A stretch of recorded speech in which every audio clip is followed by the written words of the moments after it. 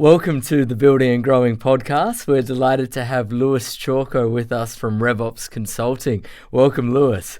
Thank you. It's really great to be here, man. Yeah, mate, look, glad to have you here. I mean, we cancelled last week because I was sick and, you had a train strike today. So, we got there. No, it was a close call, but yeah, had to get it done. That's it. Look, super grateful that you've been able to make it. Look, you and I have known each other for a while now. I know today we're going to be talking about, revenue optimization and RevOps. But that space has changed a lot since we first met back in 2023, I think. But look, before we dive into that, mate, it'd be great, for you to provide an intro to the audience. Like I said, I've had a pleasure of knowing you for a long time. So over to you for the intro. Yeah, absolutely. I'll give you a bit of a whistle-stop tour of my career so far then. So if we jump back to post-university, we don't need to do the stuff before that. It's all pretty vanilla. I was obviously trying to find a job post-uni and thought I don't need to pursue what I did for my degree. I'll chat to these recruiters that work with these companies called startups, and they get given money. They don't have to be profitable. They grow really fast. Sounded like a great culture, and I was like, okay, I'll join a startup in a sales team. What's an SDR? No idea, but I'll be an SDR. And then over the kind of next 5 or 6 years, went up the ranks at different companies, getting promotions, becoming more senior as a sales rep, and then eventually an account executive. Yes. But I was always that kind of slightly introverted or slightly nerdy sales guy. I wasn't the typical sales rep, if you like. And so if it meant, I could spend more time tinkering with the systems rather than actually, hitting targets sometimes. And sometimes the managers weren't too happy about that. I'd go and, play on Salesforce over the weekend or, work on a process or build a report. And I was kind of doing that always in the background. That then eventually led to doing more sales operations, which now more widely is revenue operations, depending on responsibilities. Eventually got lucky enough to have a full-time role as a RevOps manager at a insurtech. Following that, realised actually I could do this for other people as well. Like, I can't get enough of it. Can't get enough of HubSpot. So need to do it in my evenings and weekends as well. So started a revenue operations agency to provide fractional RevOps for other startups, and now that's what I do full time. Fantastic. That's amazing. And look, I mean, being in the fractional world myself, it's a great place to be because you get access to a whole lot of different projects and different industries. So do you want to dive into, I guess, what sort of services RevOps Consulting provides? Yeah, I guess there's like 3 pillars, and this has definitely evolved over the last few months. There's soon to be 4 pillars, but at the moment I would say there's 3. The first is pretty vanilla. Lots of companies do this, but it's the HubSpot implementation or the CRM implementation. That could be 0 to HubSpot, 0 to Salesforce, or it could be tool X to tool Y. And it's usually project-based. We do that and give them a bit of a roadmap to kind of keep going after that. The second one is an audit. I don't really like the term audit because we're talking about sales and marketing and things like that. So audit might not be the best word, but that essentially is what it is. And so we'll go in, we'll look at the processes, we'll look at the team in place, we'll look at the reporting, look at the data, work out, is this fit for purpose? What's good? What's bad? Is there any variance to best practice? Like we've seen a lot now. So, these 5 things are red flags, 10 medium, and you're doing good over here. Make sure you pat the client on the back for the good stuff, obviously, because they don't hear that enough. That's kind of pillar 2. And then pillar 3 is actually what I started with, but now is only, one of 3 offerings, which is that pure RevOps as a service or fractional RevOps. So it was just myself, but now it's, myself and a member of my team, or maybe just 2 people in my team, for example, will go in, essentially 2 people part-time. One's more senior, one's more junior, or one has, a more kind of investor level insight, one has a more technical insight, and they'll go together as a little unit and then obviously solve the problems over a period of time for the client. Fantastic. That's amazing. And, in terms of RevOps itself, why don't we dive into sort of what RevOps is, for those in the audience that may not have come across it before? Yeah, absolutely. And this is definitely something that kind of got born out of maybe B2B SaaS, but definitely in the tech space. And as I mentioned earlier, sales ops is what most people probably had on their job title on LinkedIn 10 years ago. But essentially what RevOps is I mean, this is the kind of the typical statement that if you Googled it, the AI suggestion from Google might come up with this, but essentially it's looking at 3 core pillars, which is the people, the process, and the technology. Mm-hmm. And what we're thinking about is everything within the commercial function of a business. So if we think about the people, it's obviously the sales reps that are involved, it's the marketing team, management, things like that. And then the process is, okay, cool, what's our sales process? How do we qualify? How do we hand over? How do we increase the lifetime value of a customer by giving them a great service when they do become a customer, and all the processes behind that. Mm-hmm. And then finally the tech, so that ever-growing list of software that companies buy to make sure that they can service their customers and obviously find new customers as well. Yes, indeed. And if we were to look at, let's say, a graph, Google Trends, in terms of how much RevOps has been mentioned over the past few years, I think it's certainly become kind of a hot topic. Well, why do you think that is?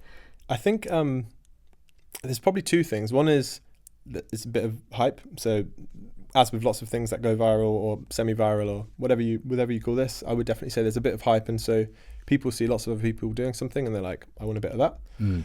But the second is, I think there's like a more fundamental reason, which is that businesses are starting to realize, actually, we should be investing in this. We didn't know what we called it. Maybe we already did it, but it's just got a name now. Yeah. So we're labeling it RevOps. It could have just been, an operations manager that was just managing lots of different things. They had a lot of different hats. But yeah, I think it's just formalizing what a lot of companies were already doing, to be honest. Mm-hmm, mm-hmm. And when it comes to, let's say some of these initial engagements or the audits that you mentioned, Mm-hmm. what would you say the top 3 issues or challenges you find across clients are? Yeah, do you know what? It's still the same, and pretty much every company is the same. So I'd say the first is like data. And it's funny, I'd go to conferences like 10 years ago about machine learning and predictive analytics, and they talked about data hygiene and how important data is, and it's still just as important. And also, people have the same challenges they did years ago, which is kind of sad that we haven't solved it. But I guess it's good for us, right? So yeah, the first thing is data hygiene, and a big part of that now is if we're giving an AI really bad data, we're going to be wasting a lot of money and a lot of time. So data is the first one. The second is a lot of organizations, obviously the companies we work with are usually fast growing, so processes will change a lot. They might have had a founder that was involved in the sales process, and now suddenly they've got a team of 5 or a team of 10 sales reps. They're trying to go after lots of markets, different industries, and so they're like, we don't know what the process should be here. So trying to bring that back to be like, okay, cool, well, here's the best practice that we've seen so far, and how far away are you from that? So evaluating that kind of variance piece, that's really important, because even in networking groups, people will always be like, okay, how are you doing it? How am I doing it? What's different? What's good? And yeah, so that's definitely the second. And then the third, which is coming up more and more, is how can they leverage AI tools, and how can they, either native, just it's an AI solution, or tools that already exist, say Notion, and should we be using Notion AI, or should we be using Firefly's AI, or even HubSpot now, for example. Indeed. I mean, yeah, AI certainly is the hot topic, almost to the point of saturation. No matter where you look, there's a lot of AI, but it's about making sure that that AI gets used in a way that delivers commercial outcomes. I know, when we caught up a couple of weeks ago, one example you gave of AI was using it to, say, enrich data within a HubSpot setting, and we can dive into that example more later on. But I guess why don't we start with kind of a summary of what role AI is playing within the RevOps space. Yeah, definitely. So I guess it depends, like company to company, and what stage they're at. But I think there's kind of 2 to 3 main areas that RevOps are getting involved with when it comes to AI. I think the first, like if last year was like Gen AI and just a huge amount of generative AI, a lot of it wasn't necessarily useful. This year is definitely about agentic AI. So having, rather than we give it a prompt, we get a funny picture or a bit of text back or a whole blog. Instead, we're giving a set of prompts and a lot of information to an AI, which we've boxed up as an agent. Then that agent might do some prospecting for us, or it might identify out of our 100 clients, it might find the ones that are more likely to churn because of information it's found about, finances that have been posted online because it's a public company or whatever it might be. Yeah. And so giving, at the moment, I would say they're definitely quite smaller use cases, but very important things, but definitely like solve this problem, go away, come back, tell me these 10 things, for example. That's probably the biggest one, to be honest. When it comes to what you're seeing with clients, there's been a lot of investment in building out AI agents. There's been a lot of investment into activating AI tools. And by investment, I'm not just talking about the spend on the tools. I'm talking about the time that people are putting to train models and whatnot. How well do you think that return on investment is coming along as of now, which, we're at the end of May 2025. For those who are listening to this later on. Yeah, this might be completely out of date. Yeah, indeed. Hopefully it is in a way, which is, I guess, a sign of good things. But yeah, I would say that for good and bad reasons, probably very varied. The beauty of what we do here is that we're seeing lots of companies do lots of different experiments all at the same time. I think there's quite a few things to address with what you've said, which is really good. I think the first thing is that the cost isn't just about the financial cost, because sometimes, tools are giving away heavily discounted AI credits, for example. So they're trying to build adoption. So the cost isn't the biggest expense. It is the fact that you've now got a team of 10 people on Slack, one from each department, and they're spending potentially a handful of hours a week each building agents, testing, experimenting, making mistakes and learning. And so it's funny, with all these different softwares, our efficiency is meant to be really high, but actually now I think, if anything, our efficiency has dropped quite a bit because so many companies are running so many little experiments. And that's very necessary when you've got a new tool and a new technology, because you're not going to know immediately what's going to work for you and what's not. But then also, if the data's terrible, then finding the churn risks aren't going to be great if 12 months ago you pivoted to selling to enterprises, but all of your data historically is about SMB. And so in that situation, that time investment probably isn't worthwhile. But hopefully that will change over time, and there'll be kind of standard best practices for sure. Indeed. And I think it's worth asking a question now, just in terms of kind of like barriers to entry and accessibility. AI in many ways has like lowered the barriers for people, say, in emerging markets, or like with non-technical backgrounds, to get involved in tech. When it comes to people who might want to, let's say, upskill themselves in AI, and let's say build an AI agent, on their own outside of work hours, so that they can then, let's say, make a lateral move, say into startups, kind of like what you wanted to do when you got out of uni. What sort of steps could they take to achieve that? That's a really good question. And I think actually one thing to call out is that getting involved with AI, you don't need to be a developer. Like I'm not a coder. I don't know how to code. I work with people who are very technical. I'm kind of semi-technical. I've had to kind of upskill myself from that point of view. But I would say if you were unfamiliar with using AI in the day-to-day, then there's a few things that you can do. I would say understanding how APIs work would be like really important, and there's a ton of stuff online that you could watch on YouTube, podcasts, etc. If you understand how APIs work and how it gets information or looks at information, that would help you understand how different systems talk to each other. With that, you could either experiment and build your own tool, which, to be honest, for $5 a month or $10 a month, you could do that within a few hours. There's a lot of guides online now.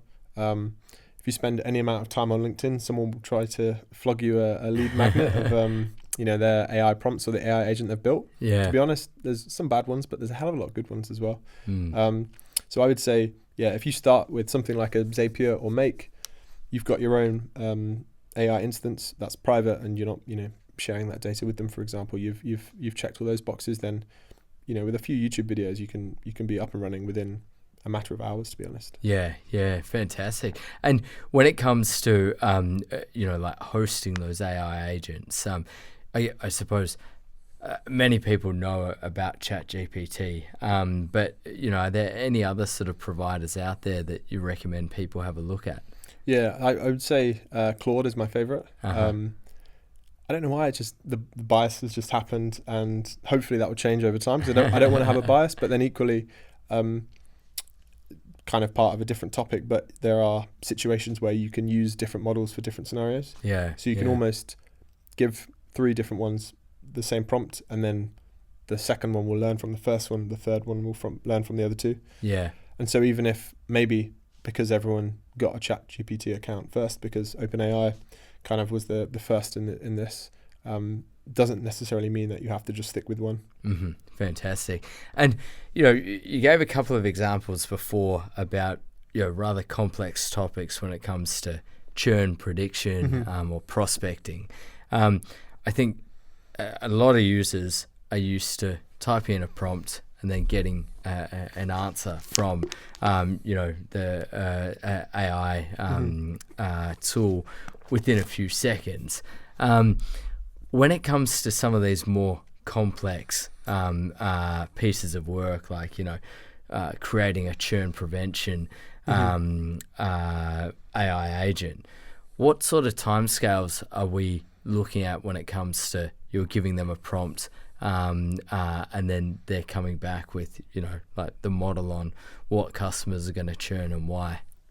That's an interesting one as well. I think depending on the use case, it can be quite quick. I had a client send me a message on Signal recently where within 10 minutes of the thing that we'd set up, I set up what I needed to set up. We didn't say anything for a few days, and then I got a message being like, oh my God, 10 minutes after this has happened and it's already working. Yeah. And they were interacting with their own ChatGPT instance. So there are situations where it can be incredibly fast. Mm-hmm. I would say for things like if something is doing web searches, then depending on the agent that's used, it can take a bit longer, days or maybe weeks. But depending on how much data it's got already, you could get something back pretty quickly. We've touched upon AI agents. We've touched upon how people can learn, to use AI. Now, go-to-market teams are always very important for companies because they influence top-line revenue. You've given a couple of examples already about how AI agents are going to impact on that in terms of, say, prospecting, in terms of, I guess for existing customer bases, churn prevention. I've seen instances of AI agents actually making phone calls to prospect. Yeah, kind of scary. Cool. It is. Yeah, it's nuts. Like I don't think they're there yet, is my view, but soon. How do you think AI is going to impact go-to-market teams, or is impacting already? I think for present tense, as of today, which might be different next week, I think for companies that already exist, you've got, maybe slightly bloated teams. However, companies that are being founded now or are at, the 0 to 1 million kind of mark, they're going to be way more aware and are less likely to pump money into hiring people first. Yep. They're going to be thinking about tools a little bit more and how they can find AI SDRs. Maybe it's the right thing, maybe it's the wrong thing, but a lot of companies are buying that kind of software at the moment. So yeah, I think that we'll see a headcount shift for sure in terms of a displacement in where people's skills need to be. I don't think an AI is going to close deals, for 20, 30K, 50K mid-market deals. It's probably not going to happen yet, but could they qualify a lead pretty quickly, and would that impact the SDR's role? Yeah, I think that's happening right now. Yeah. Well, I mean, certainly, if we look at kind of during the pandemic versus now, when it comes to all that top of funnel activity, like cold emails, LinkedIn, they're all absolutely saturated. Signals are being picked up, whether, I guess, to define what a signal is, it could be anything from someone opening an email to liking a post on LinkedIn, or like having posted that they're hiring for a particular role as a buying signal. And there are many more.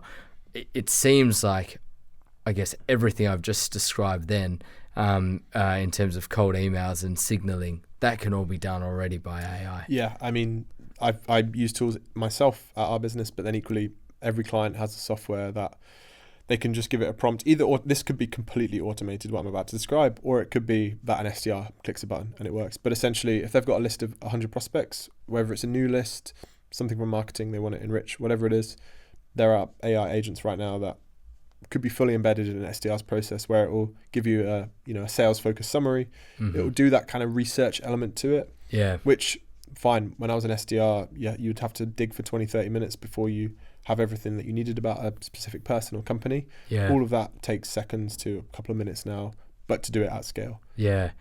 Huge time saving. And so where do you see sales then going as a result of that?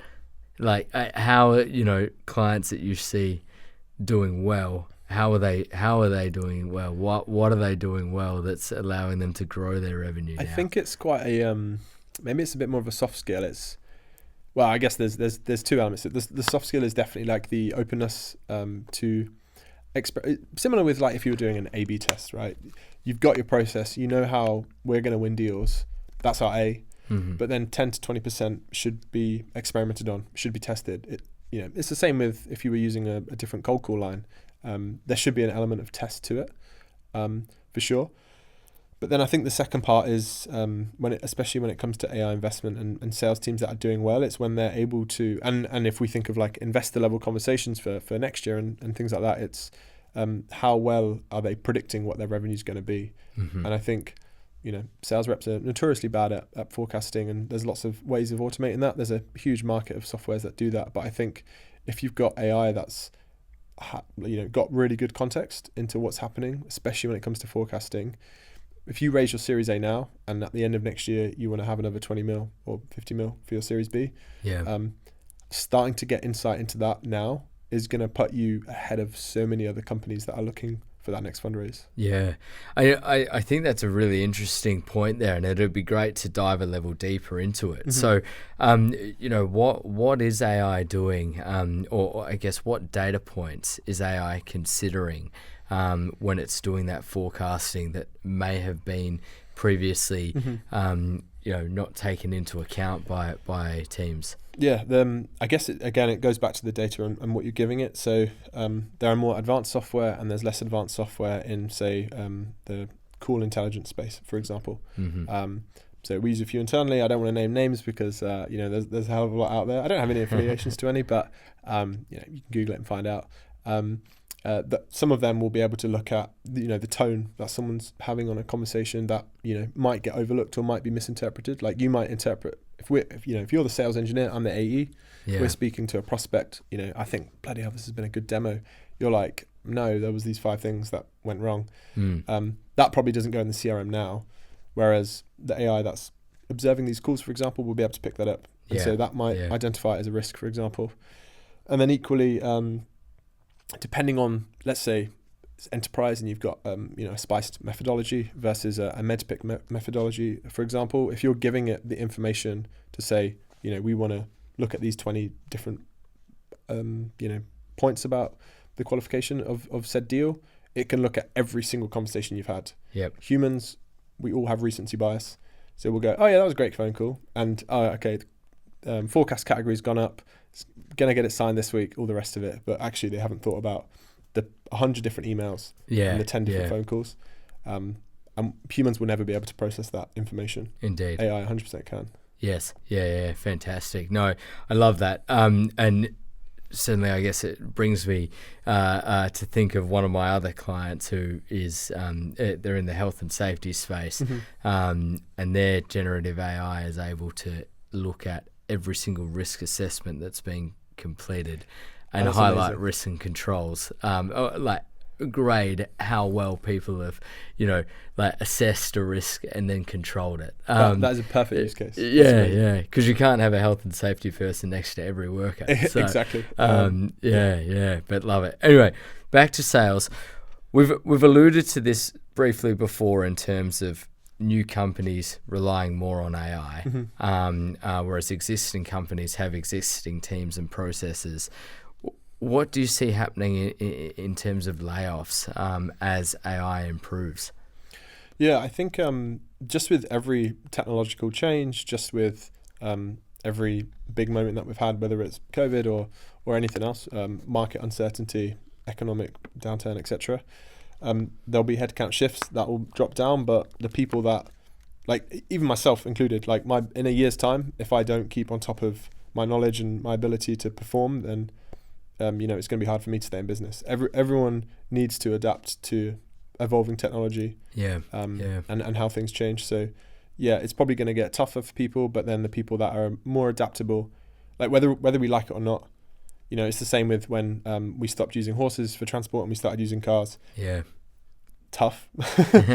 we didn't have a choice then, and we don't really have a choice now, I would say. Indeed. Yeah, we just got to focus on what we can control. Exactly. So look, Lewis, I guess just going back to sales, I want to play a little bit of a game, right? So I'll name a channel, and then if you can provide, 2 or 3 sentences on your view of that channel and its importance, let's say, moving forward.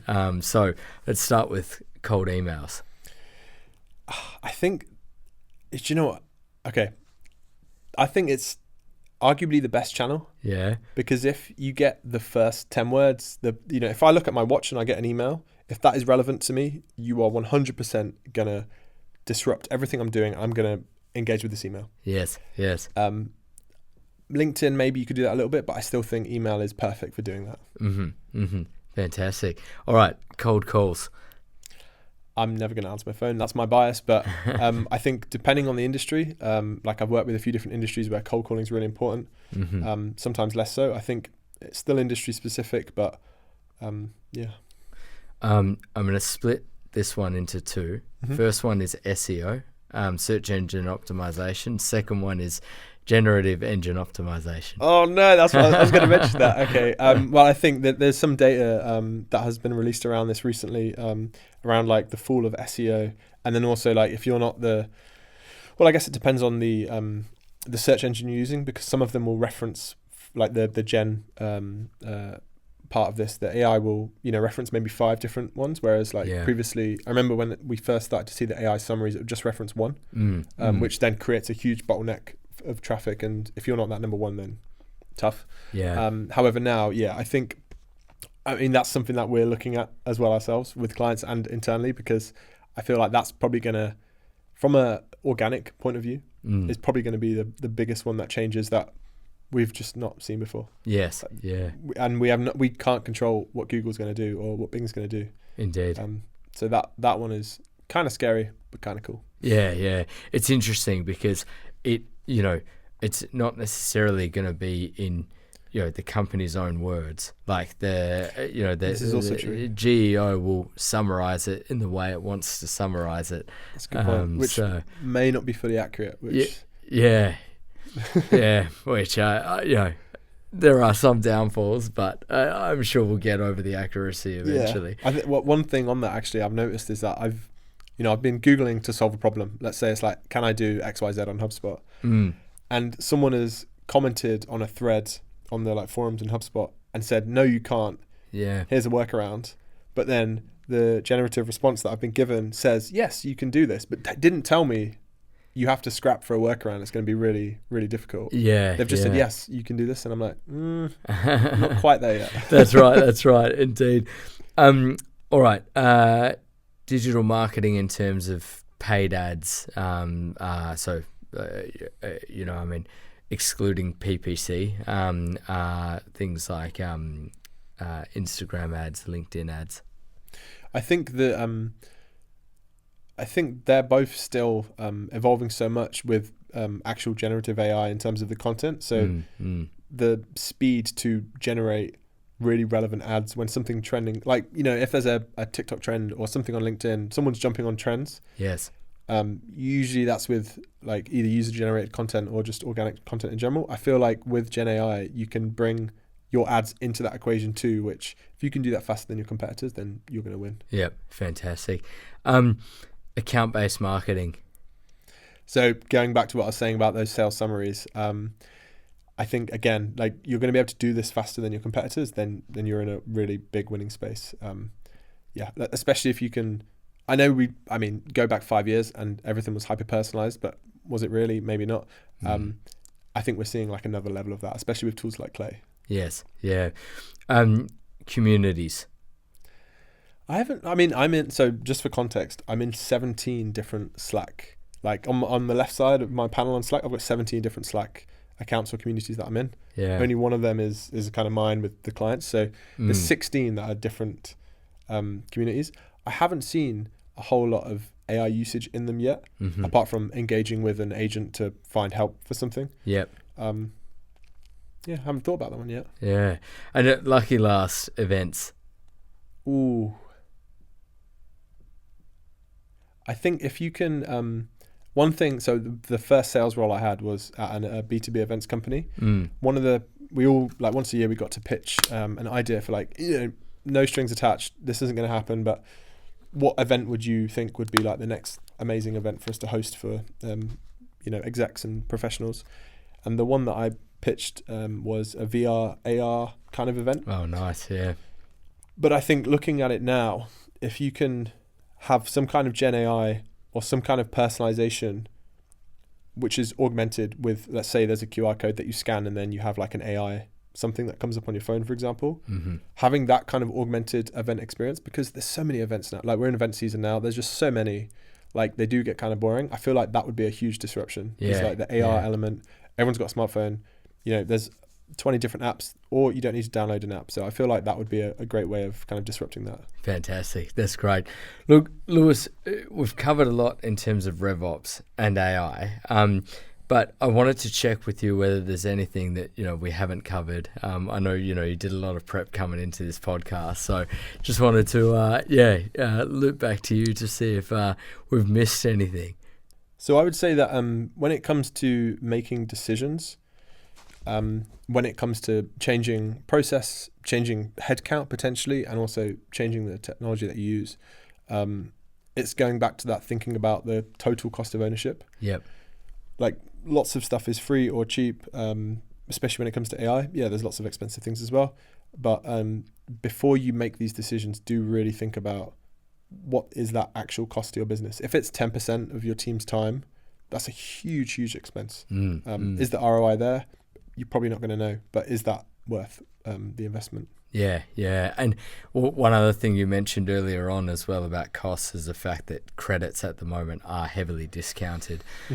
All it would take is, like a significant increase in the cost of semiconductors, So true. an increase in electricity prices, because AI, requires so much, power from data centers. Exactly. I mean, even something slightly left field a bit, where I don't know, there was a law that changed where, anyone who was using anything AI with their software had to offset the extra energy costs. I mean, I would love that. But if that happened, then suddenly the cost 10x's. Yes. But also companies could just get selfish and think, okay, we've got a lot of sticky clients now. There's a huge user base that we've got that actually we can now really monetize this. It's almost like a freemium model, really. We've got these kind of free trials of AI going on. Yeah. And then suddenly slap them with big increases. That's it. And I mean, look, if we look at other industries, it's what happened. Budget airlines have increased their fares over time. So true. Fintechs, famously came in with the interbank rates. Yep. But sure, they might offer it now, but only for a particular limit. So Exactly. the music always stops in every industry, and the focus does eventually get to profitability. Definitely. Yes, like we were saying earlier, to go almost full circle is eventually these people are going to have to answer to investors or just to themselves and say, okay, this is working, but how do we now make money off it? Indeed. Excellent. Lewis, anything else you want to add about RevOps and AI?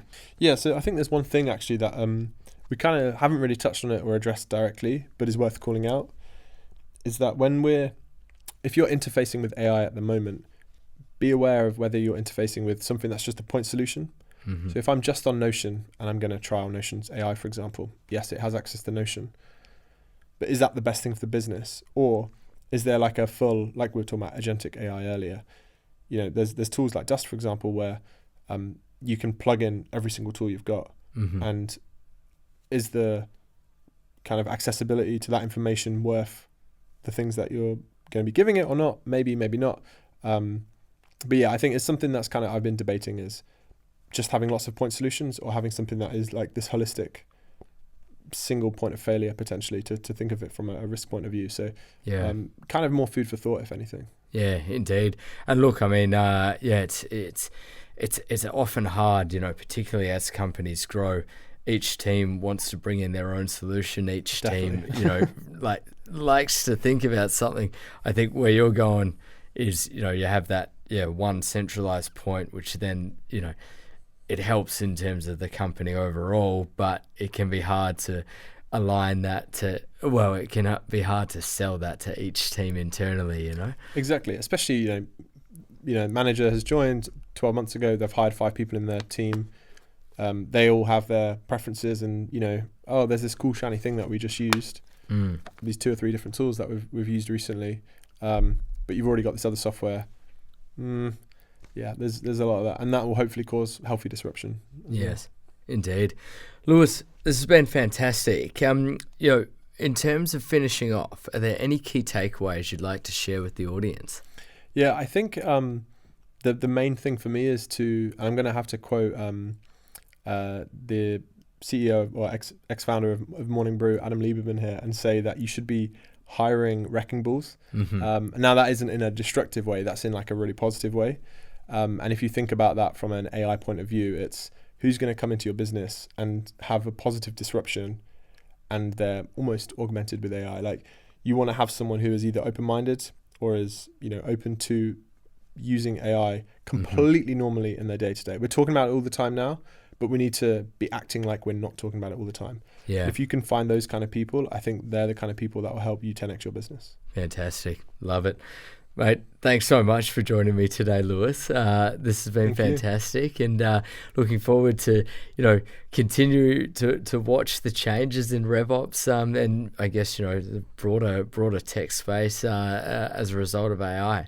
Absolutely, me too. It's a scary and exciting time all at the same time. That's right. Excellent. Thank you so much, Lewis. Cheers. Thank you.